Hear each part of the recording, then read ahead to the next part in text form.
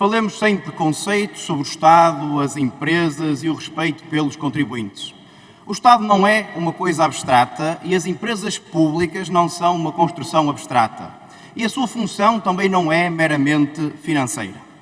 São os radicalismos de quem pensa que uma minoria de privilegiados representa o povo português no seu conjunto que fazem com que o discurso fácil do ataque ao Estado valha para sempre.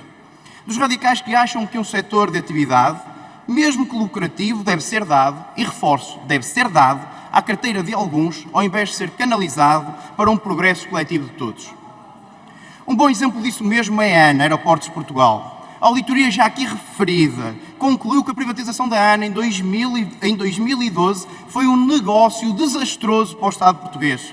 Não foi maximizado o lucro, o encaixe financeiro, nem foi salvaguardado o interesse nacional.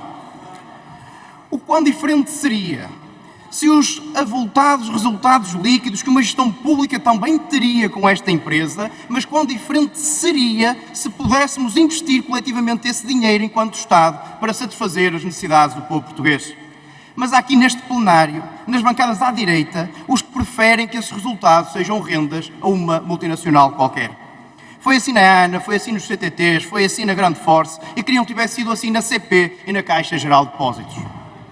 Caras e caros deputados, as empresas públicas, como disse, não são uma construção abstrata.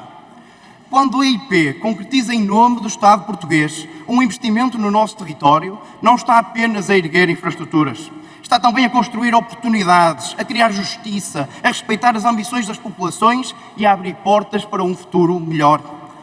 Quando, através da CP, o Estado pode criar uma política de mobilidade que ambicione chegar a mais cidadãos e com preços que todos possam pagar, nós não estamos apenas a falar de números, mas de oportunidades de desenvolvimento territorial e de progresso social.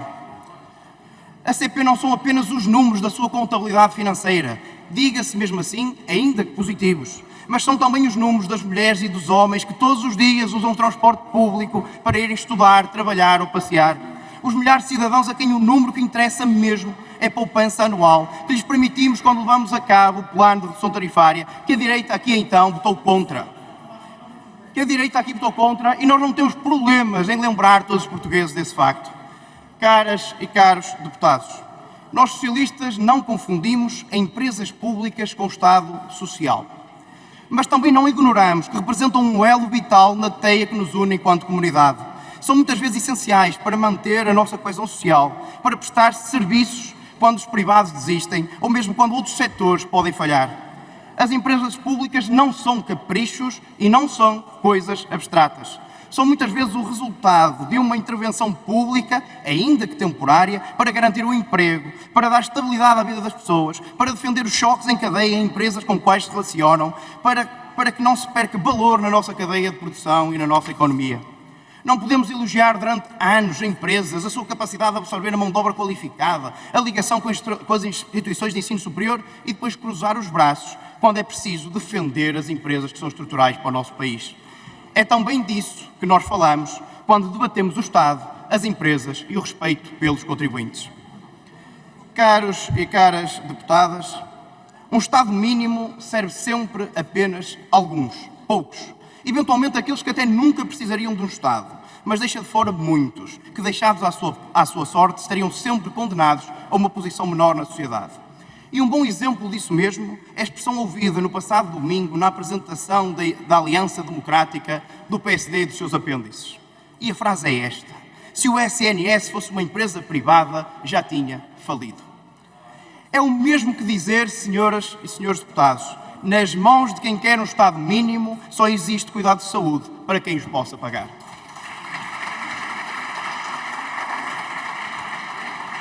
Agarram-se a uma falsa ideia de que os portugueses até têm um número avultado de seguros de saúde, como se alguém fosse pagar um tratamento de uma doença terminal, de um acidente cardiovascular, com o seu seguro de saúde. Respeito pelos contribuintes é mesmo entender que numa sociedade de todos, o setor empresarial do Estado não pode ser tratado como uma mera empresa como qualquer outra. Repito, essa visão individualista serve para aqueles poucos que nunca precisariam do Estado para coisa nenhuma.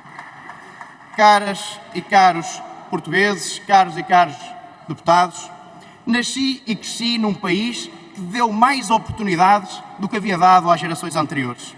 As mesmas gerações a quem foram cortadas oportunidades a muitos de estudar para além da quarta classe, que passaram a sua infância a trabalhar, foram as mesmas pessoas a quem o Estado tirou tudo, que construíram coletivamente uma comunidade forte, um Estado capaz de garantir que a mais nenhuma criança fosse cortada as asas da sua liberdade. Nós, socialistas, não confundimos, repito, não confundimos o Estado de Providência com o setor empresarial do Estado.